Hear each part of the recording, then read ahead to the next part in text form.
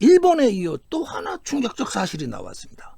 몽고의 국호도 고조선 가설에 따라서 만들어지고 있었다는 사실입니다. 이 사진은 몽고 평원의 여명입니다. 몽이라는 글자는 어둡다, 명, 좀 흐릿하다, 몽 이런 뜻입니다. 바로 이 몽이라는 어둡다, 흐릿하다, 이것은 바로 이 장면을 묘사하고 있던 글자였습니다.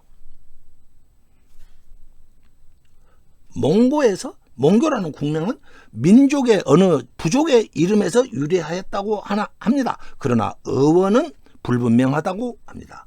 몽골이라는 이름이 처음 등장하는 것은 원조 비사라는 책입니다. 몽올이라는 그 부족의 이름으로 나옵니다. 아무르강 상류에 있던 작은 부족이었다고 합니다. 그런데 이 몽골이 중국 송나라 시절부터 강성해지기 시작합니다. 이때 몽고라는 이름 호칭이 등장했다고 합니다. 몽고의 몽은 어둡다 몽입니다. 여명은 어두운 상태를 말합니다. 떠오르기 직전의 해이지만 새벽이지만 한낮에 해같이 밝고 크게 해달라 이런 뜻을 가지고 있는 것입니다. 고라는 글자는 10대나 입에서 입으로 전해달라, 영원한 나라가 되어달라 이런 뜻을 가진 향언이라고 했습니다. 향가에 무수하게 나옵니다. 고조선의 고에 해당하는 글자이기도 합니다. 고는 10대나 입에서 전해주소서 이런 뜻의 향언이었고 고조선의 고와 똑같았습니다. 고라는 글자가 마한 진한 변한 소국 중에 이서고국이라는 나라가 있다고 그랬습니다. 이서고국은 고라는 글자가 뒤에 붙어 있다고 했습니다. 바로 몽고의 고도 뒤에 붙어 있지 않습니까? 고라는 것이 꼭 앞에만 붙어 있을 이유가 없다. 뒤에도 붙어 있다. 왜? 신에게 뜻을 전달하면 되니까. 몽골인들은 몽이라는 글자가 어둡다, 어리석다라는 뜻으로 많이 쓰이고 흐릿하다 뭐 이런 뜻으로 쓰이고 고라는 글자가 낡았다는 의미로 해석될 수 있기 때문에 이 표기를 좋아하지 않는다고 합니다.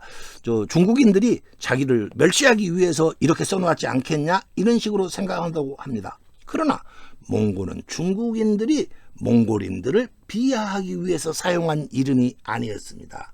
우리도 그랬지 않습니까? 풀어보니까 동해 애라는 나라가 분뇨, 더럽다 이런 뜻이 아니고 오히려 물이 깊고 시원하다 이런 뜻을 가진 것으로 했다고 그랬지 않습니까? 몽골인들이 이걸 모르고 있었습니다. 몽고의 몽고는 간절함, 몽고 민족의 염원을 담아놓은 이름이었습니다. 근거를 제시해 보도록 하겠습니다. 원나라 시절 공식 문서에 몽골을 한문으로 표기할 일이 있다고 하면은 중국인과 몽골인들 가리지 않고 몽고 이렇게 표기를 했다고 합니다. 만일에 뜻이 나빴다고 한다면은 강성했던 원나라 시절 죽으려고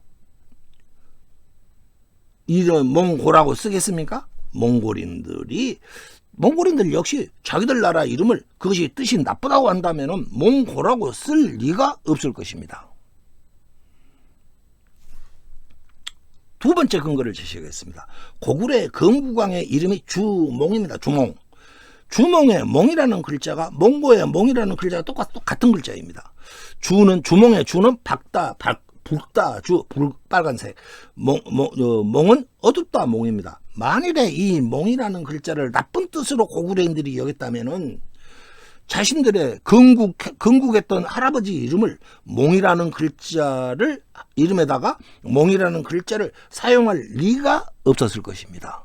그들은 몽이라는 글자를 몽골인들이나 원나라 사람들이나 고구려 사람들은 절대로 이 몽을 어둡다, 희미하다, 어두컴컴하다, 사람이 좀 부족하다 이런 뜻으로 절대로 보지 않았다라는 뜻이 될 것입니다. 주몽의 주자라는 북다주입니다. 붉은색은 고귀한 신분을 상징하는 색이었습니다. 가락의 금구광, 수로왕이 나타날 때 붉은 천에 쌓인 상자에서 나타납니다. 신라 혁거세는 자줏빛 아래서 태어납니다. 자줏빛 할 때 주가 주몽할 때 주자 아닙니까? 붉은색은 고귀한 신분을 뜻하는 색이었던 것입니다.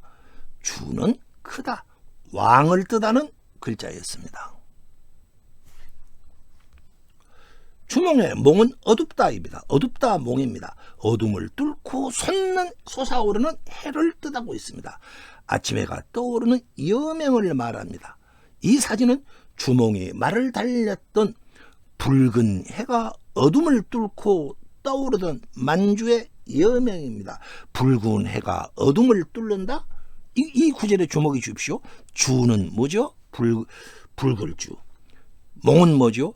해가 어둠을 뚫고 떠오르는 걸 몽이라고 그랬습니다. 그렇기 때문에 붉은 해가 어둠을 뚫고 떠오른다. 이것이 바로 주몽이었습니다. 이 사진 그대로를 말합니다.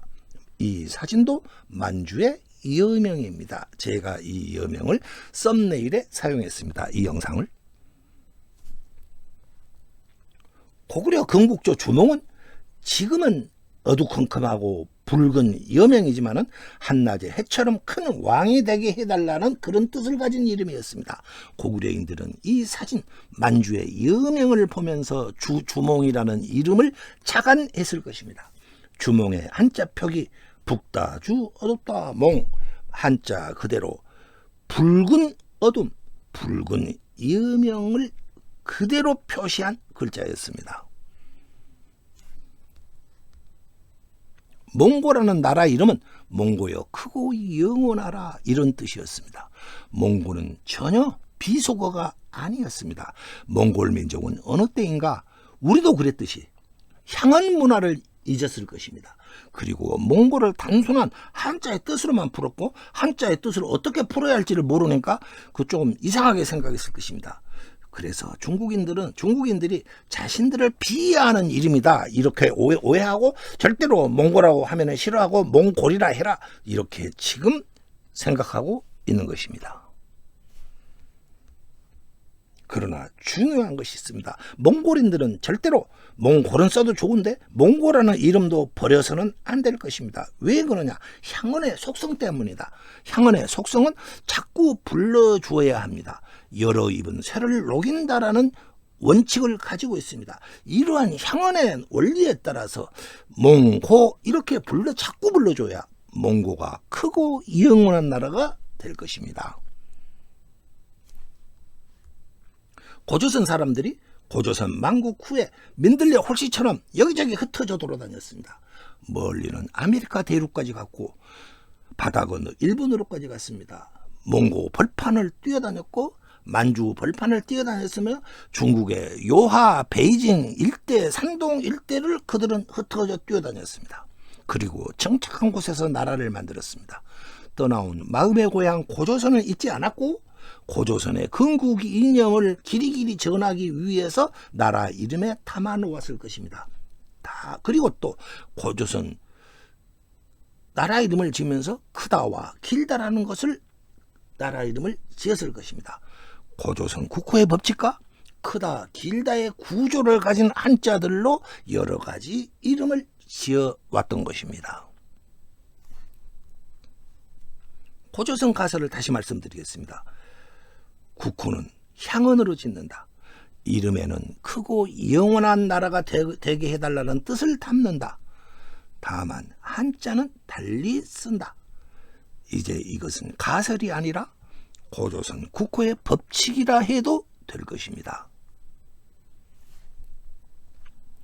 이제 우리는 나라 이름이 가진 뜻을 알게 되었습니다. 민족사 최대의 비밀 하나가 풀려났습니다. 2000년이 걸렸습니다. 이상입니다. 감사드립니다.